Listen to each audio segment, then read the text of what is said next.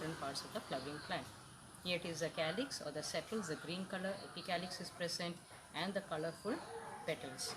And then in the middle you can see this one is the, you have studied about the pollen grains which are present over here, and here in the center is nothing but the female reproductive part, which you, when you dissect it, you can see it inside. So very slowly, all of you can try it at home, just dissect it, and inside one thin tube you can see it. Okay, that is the filament, it is just enveloping it, and inside you can see a very thin tube. This is the female, that is gynoecium, the different parts of the pistil which you can see. This top one is the stigma, then this length, long one, elongated one is the style, and the lower part of this is the ovaries. Okay, so we are going to study about all this today, how the megasporogenesis, and we are going to study about the formation of the embryo sac.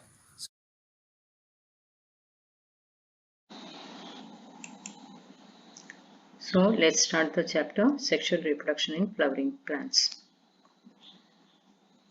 So here we are going to deal with the topic, the pistil, the structure of pistil, the megasporangium or the ovule, the process of megasporogenesis, and the formation of the embryo sac in detail. Now, the pistil. Pistil is nothing but it represents the female reproductive part of the plant. It's also known as gynoecium. And pistil may be, they might be, flowers may have a single pistil, or it can have more than one pistil. If the flower has single pistil, then it is known as monocarpellary. And if the flower consists of more than one pistil, then it is known as multicarpellary. If there are more than one pistil, it can be again classified into two categories. Sometimes the pistils, the stigmas are, that is, the upper part of the gynoecium, there are three parts, stigma, style, and ovary. Inside the ovary is the ovule. So if the stigma, if there are many pistils present, if the stigma is fused, then we call it as syncarpus. And if there are many stigma present and many pistils present and the stigma are free, then we call it as apocarpus ovary. So what is syncarpus? Syncarpus means when there are more than one pistil and when they may have fused together, the stigma is fused together, so it forms syncarpus ovary. And when the pistils are free, when the flower has more than one pistil, and if the pistils are free, the free stigma and all, they are known as apocarpus ovary. So you can see another one picture over here where the stigma is free. Next we will see what are the different parts of a pistil. A pistil mainly has three parts. The upper part, it is the stigma, it is the landing space for the pollen grain, and then this is the long slender tube, that is a style, and it allows the pollen grain when it lands on the stigma to germinate, to pass through, to enter the ovary. And the basal part of the pistil is nothing but ovary. This ovary contains the ovarian cavity and is also known as locule. The placenta is located inside the ovarian cavity. Now, let's study the structure of an ovule or the megasporangium. The ovule is a small structure attached to the placenta by means of a structure known as funicle. This is the placenta over here, and the ovule, this whole thing is the ovule. It is attached to placenta by a structure known as funicle. Then you can see that the ovule, that is this ovule, fuses with the funicle at a part known as, this part is known as hilum. And the other part of the ovule is the ovule, each ovule has one or more protective envelope. Okay, it protects the embryo sac. So it has the protective envelope, they are known as integument. And here the outer layer is known as the outer integument, and inside that you have the inner integument. The integuments cover the embryo sac apart from a region at the tip. This is known as a micropyle. Micropyle is nothing but it serves as an entry for the pollen tube into the embryo sac, right? And then the majority of the this one ovule is nothing but covered by a nutritive tissue known as nucellus. It provides food for the growing embryo, and this nucellus, it's nothing but it covers the covers the embryo sac in the middle, and you will be studying what are the different parts of the embryo sac and how the cells are, how many cells it is and how it is formed in the later part of the chapter. Now, each ovule has two protective envelopes called the integuments, and we can classify that as outer integument and inner integument.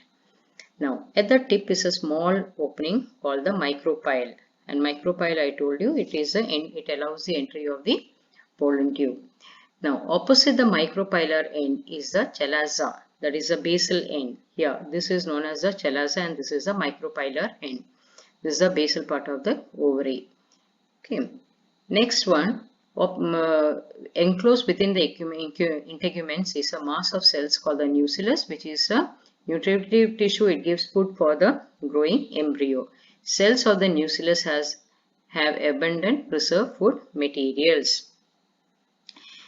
Embryo sac of female gametophyte is located in the nucellus, as you have seen in the diagram in the middle. An ovule has single embryo sac formed from megaspore through reduction division. So normally one embryo sac will be present and formed from a megaspore, and that is formed by the reduction. What is reduction division called? It is meiosis. Now let's study how it is formed.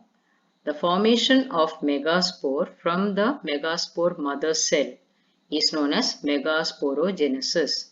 Now, how the megaspore mother cell is formed and where it is formed? I told you in the ovule there are two parts, that is the chalazal end and the micropylar end. So, let's concentrate on the micropylar end. This is the micropylar end of the ovule. Here, what happened? The ovules generally differentiate a single megaspore mother cell in the micropylar region of the nucellus. Alright, this one. And here, it is a large cell. This megaspore mother cell is a large cell. It contains this is a cytoplasm, and this is a well prominent nucleus present inside the cytoplasm. So the megaspore mother cell, it develops differentiates from the micropylar region. The megaspore mother cell undergoes meiosis or the reduction division. So one cell will give rise to two cells. So this is the dyad stage. Okay, and surrounding this, you can see the nucellus over here. Then again it undergoes meiotic division and leads to the formation of a megaspore tetrad stage where 4 cells are formed. 1, 2, 3, 4. And in this, what happened finally when the megaspore from megaspore mother cells, it leads to the formation of the dyad and then the tetrad through meiosis. Out of the 4, 3 will generate and only 1 will give rise to the the flowering plant. Only one of the megaspore is functional while the other 3 degenerate. Only the functional megaspore develops into a female gametophyte or the embryo sac. And since it is only one functional megaspore is developing into a female gametophyte, this process is known as megasporic development. So I told you this is the dyad state and this is the 4-cell tetrad state, and out of this 3 will degenerate and only 1 will develop into the embryo sac. Next, you can see how the formation of the embryo sac takes place. The nucleus of the functional megaspore. So this is the function. Out of the 4, 1 will be the functional megaspore, rest 3 will degenerate. So that one megaspore, it will divide mitotically, it will undergo mitotic division and leads to the formation of 2 nucleate embryo sac in the beginning. Then it undergoes 2 more mitotic division and results in the formation of, this is a 4 nucleated stage, and later it will lead to the formation of 8 nucleate stage, and it is free because there is no cell wall formation after the division. Alright, only the nucleus is dividing. So first it is a mitotic division, so 2, then 4 nucleus it formed, 4 nucleate state, and this is the 8 nucleate state, and there is no cell wall formation at this stage.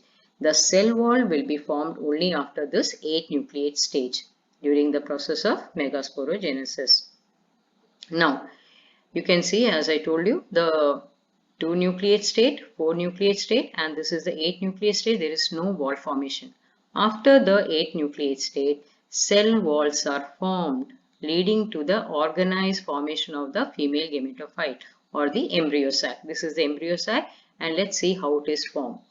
Now, here you can see this is a micropylar end and this is a chalazal end. Out of the 8 nuclei, what happened? The 3 nuclei, that is 3, there will be a wall formed on this side, micropylar end, and moves towards the micropylar end. 2 cells remain in the central, that is the polar nuclei, and the 3 moves towards the lower end, that is the antipodals. And here this is nothing but it is known as the egg apparatus. It consists of an egg and 2 synergids. Okay, so that's how the formation of the embryo sac it happens.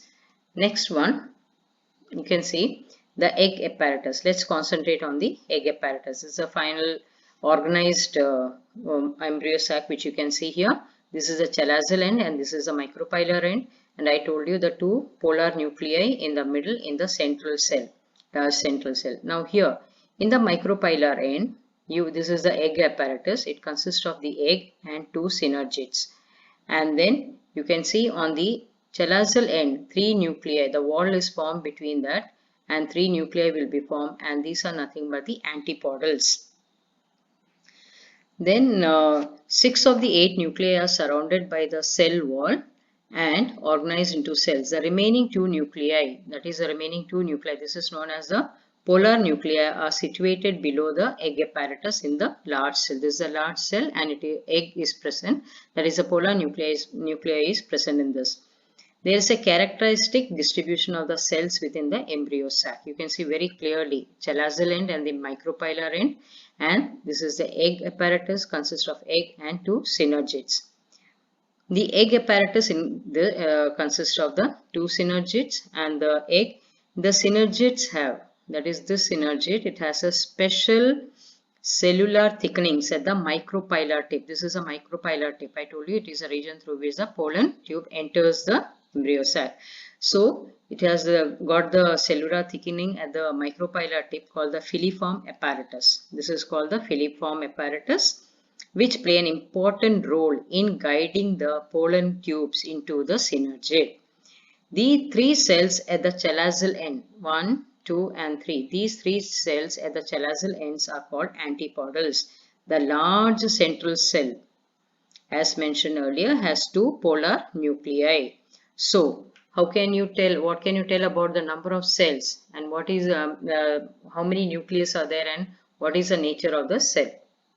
So you can see that the embryo sac, the 3 cells at the chalazal ends are called antipodals. The large central cell has 2 polar nuclei, and at maturity, a typical angiosperm embryo sac, though it is 8 nucleate, it is 7 celled.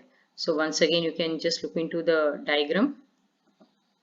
That is, you can see how many nuclei are there: 1, 2, 3, 4, 5, 6, 7, 8. But in the middle, in the central cell, there are 2 polar nuclei. So totally, it is actually it is 8 nucleated, but it is a 7 cell embryo, which you can see over here, embryo sac. So that is the structure of the embryo sac. You all have to draw the diagram neatly, and then you have to label the parts neatly and copy the notes. Next, we will study about the pollination and different process of pollination. So children will study the second part of the chapter, that is pollination. Pollination is nothing but it is a mechanism of transfer of pollen grains from the anther to the stigma of a pistil.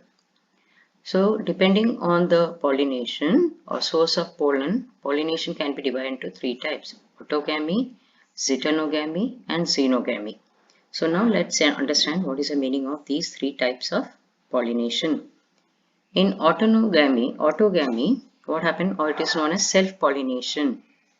That is, the anther, the pollen grains from the anther is transferred to the stigma of the same flower takes place. And autogamy in the flower, which opens, okay, that's very, very important, and exposes the anthers and stigma, needs synchrony. That means it should happen at the same time. The pollen should be released at the same time, and the stigma's receptivity also should be available at the same time. So this helps in self-pollination, or it is autogamy. The second need for this autogamy flowers is the anthers and the stigma should lie close to each other for self-pollination. It's also an example of self-pollination. That is, it is the same flower. The pollen is transferred from the anther of the same flower to the stigma of the same flower. That is known as autogamy in self-pollination. Examples of autogamy we can are Viola oxalis and Commelina produces two types of flowers. So here there are two types of autogamy. So first one is known as chasmogamous flowers and other one is cleistogamous flowers. In chasmogamous flowers you can see it has both the pollen, that is the anther, and the stigma, both are exposed at the same time. Okay, so they will be transfer of the pollen grain from the anther to the stigma to lead to autogamy or self-pollination. But in cleistogamous flowers, what happened? It is most of self-pollination, but the flowers do not open at all. So this is very important. So under autogamy, there are two types of flowers which are produced by flowers like Viola, oxalis, and Commelina. One is chasmogamous flower and other is cleistogamous flower. So in the first category I told you, there is another example which I have shown here. Flowers which have exposed anthers and stigma is one type of chasmogamous flowers. In cleistogamous flowers, you can see over here, this is the exposed anther and exposed stigma. There is a synchrony between these two. So pollen grain will be transferred from the flower, that is anther, to the stigma of the same flower. It's not the different, same flower.